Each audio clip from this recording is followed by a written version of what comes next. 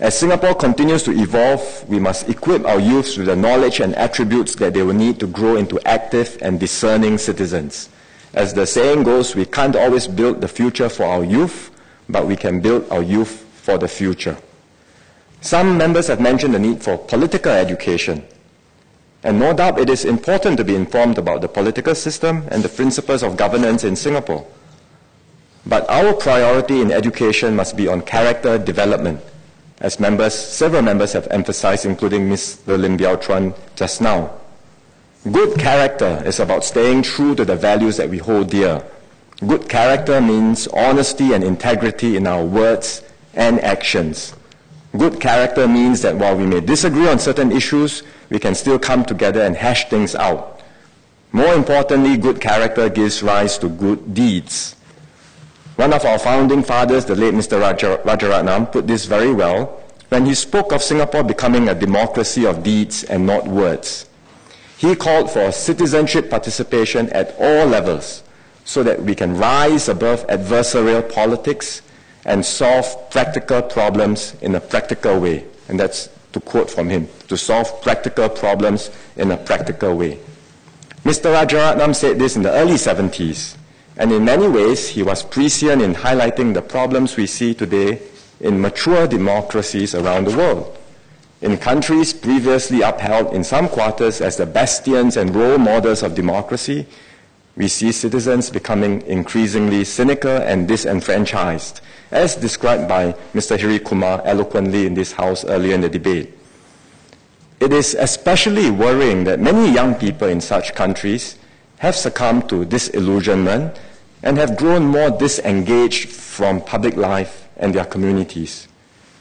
We must never allow this to happen in Singapore.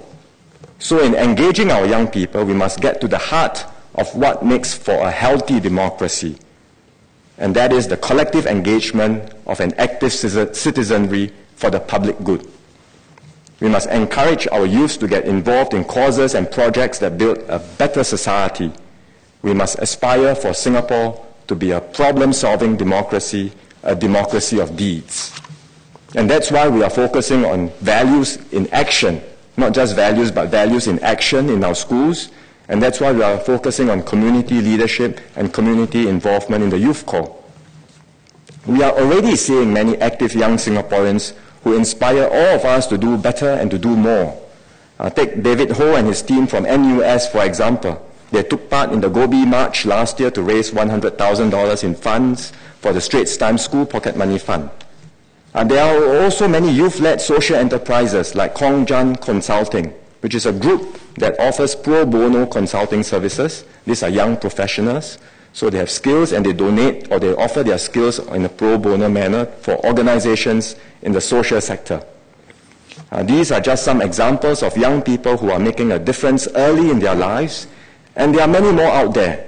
So overall, I would say that we are not doing too badly on this front, but we can and we will continue to do better. As Singaporeans want to celebrate our culture and heritage, to honor our pioneer generation and do something meaningful for the disadvantaged. A good number of them, young and old alike, are willing to invest their own time and energy into this. So, Madam, I'm very heartened to see this active and very lively response from Singaporeans. And we have just started, so I'm sure there will be many more to come.